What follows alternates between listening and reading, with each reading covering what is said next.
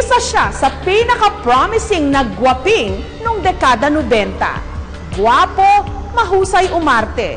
Para bang lahat ng alas nasa kanya para sumikat din katulad ng kanyang mga magulang.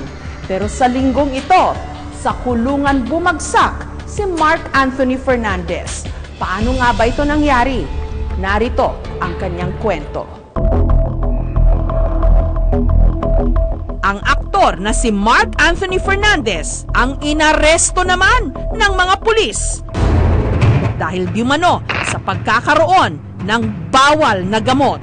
Para bang ang pelikula naging true to life. Nakatakdang i-inquest ang aktor na si Mark Anthony Fernandez matapos mahulihan ng marijuana sa Pampanga. Nasabat sa kanya ang 1 kilo nito sa isang checkpoint. Ang aktor, inaresto, ikinulong. He should face his case. It's non-bailable, so definitely he will rot in jail for the rest of his life. Ayon sa salaysay ng pulis, alas 9 ng gabi nito lamang Lunes, habang nagsasagawa sila ng Oplan Sita sa kahabaan ng MacArthur Highway, Barangay Birhen de los Remedios sa Angeles City, Pampanga, napadaan daw ang isang sasakyan. Nung dumaan po si Mark, nasa kotse na yellow, na Mustang, wala po siyang plate number. So, doon pa lang po, may initial violation na siya. So, pin-lockdown. Hinold po siya. Hinihingan ng driver's license at saka yung ORCR. So, habang hinihintay po yung ORCR niya at saka yung license niya, nagkakandak po ng visual check yung isang pulis. Doon na raw sila may napansin, di umano, sa passenger seat ng sasakyan. Sumigaw yung isang pulis ko. May marijuana, sabi niya. So yun na, si Mark po, umarurot na siya. Hinabol po namin. So mahabang abulan hanggang nakarating kami sa San Fernando.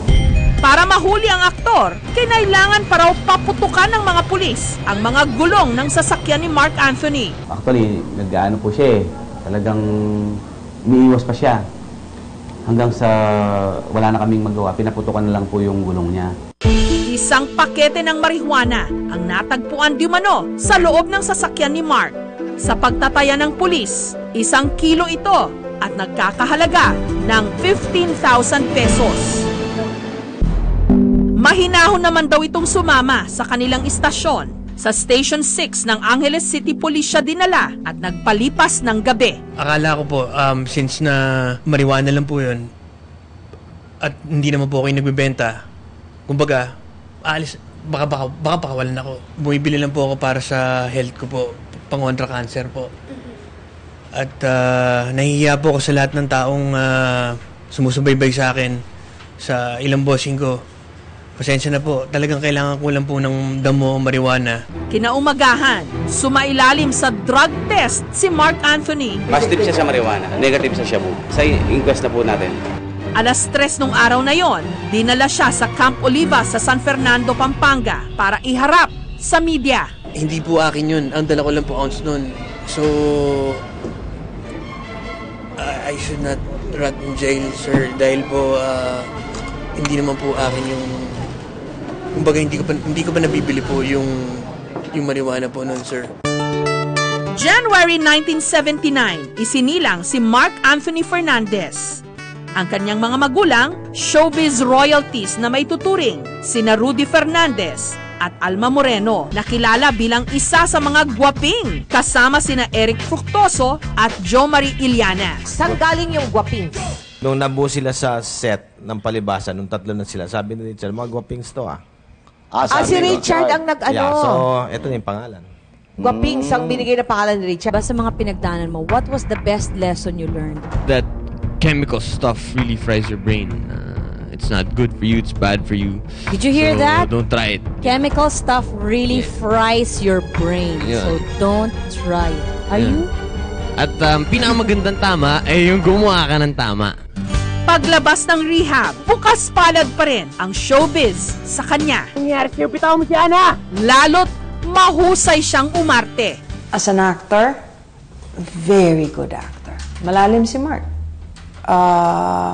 Yung pagkatao niya bilang isang anak, napakagalang ng batang yan. Kung makisama. Pero matapos ang ilang taong pag-aartista, balik rehab si Mark taong 2004. Ang laging sinasabi lang ni Mark sa akin yung, "Ma, okay ka ba? Walang problema." Sabi ko, "Basta Mark, ako okay, wag mo kong isipin." Kasi si Mark pala, mahilig mag-isip ng problema yan. Konting bagay problema sa kanya. Sabi ko, "Basta ikaw, dapat pagaling ka na, okay ka na." Sabi lang niya, "Ma, promise pangako, yung prayers mo matutupad na yon. Okay na ako paglabas." Muli, sa pagkakataong yon, unti-unti siyang bumangon.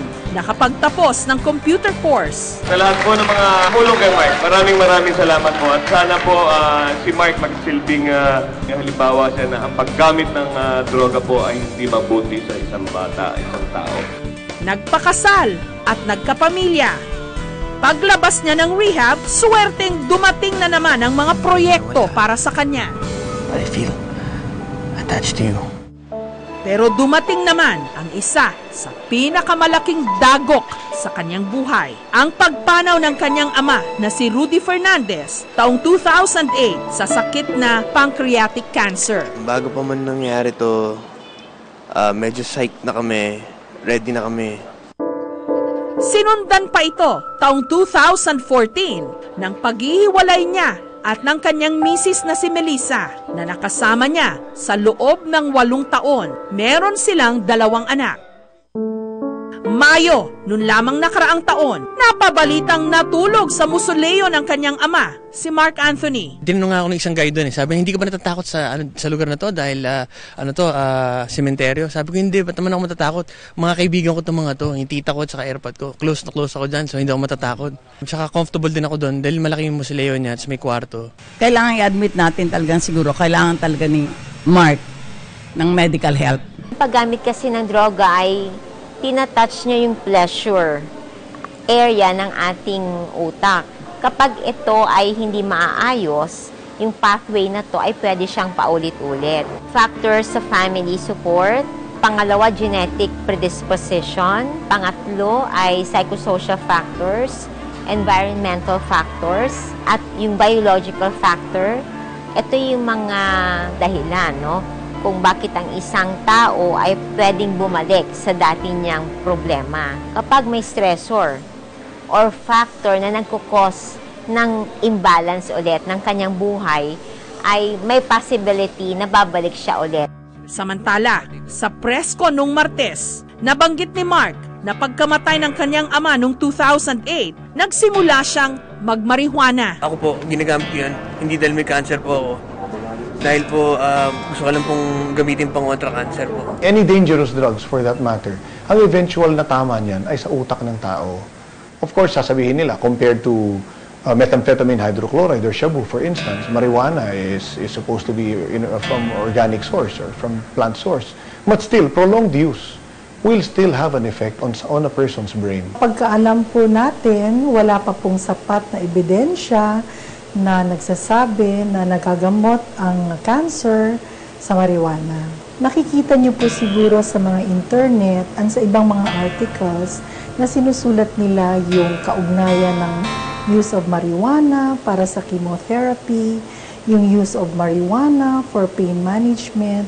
But as far as we are concerned po dito sa Pilipinas, and lalo na po sa Philippine Cancer Society, there are other drugs that can be used, no?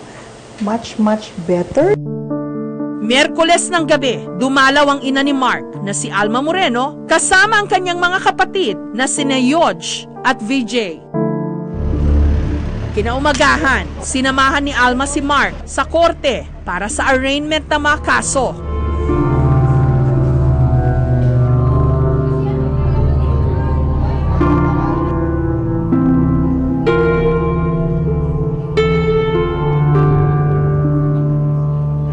Dahil higit 1 kilong marihuana ang nakuha di mano kay Mark Anthony, mabigat ang parusang posible niyang kaharapin. Kapag more than once ka nang na-rehab, especially kung dumaan ka sa proseso with a court record showing that you have been committed more than once, pwede na mag-rule yung RTC judge na sabihin, instead of going through the rehabilitation system all over again, magkakaroon na ng prison term yun. Under Section 11 or possession of dangerous drugs sa Republic Act 9165, doble yan ng minimum weight under the law for marijuana. The minimum weight required for the case to be non-bailable is 500 grams or kalahating kilo. Dun sa nakuha kay Mr. Fernandez na 1 kilo, definitely hindi na siya entitled to bail niyan. The penalty is still life imprisonment and a fine of ranging from 500,000 pesos to 10 million pesos. Sa ngayon, habang umuusad ang mga isinampang kaso laban sa kanya, kumakapit siya sa kanyang mga mahal sa buhay. Ang hinihiling ko lang po, prayers para sa anak ko kay Mark. Yun na lang po. Tulungan niyo sa dasal ang aking anak. Yun lang po. Sa pinakamalaking isyong bumabalot sa ating lipunan sa kasalukuyan, isa si Mark Anthony sa mga naghahanap ng liwanag.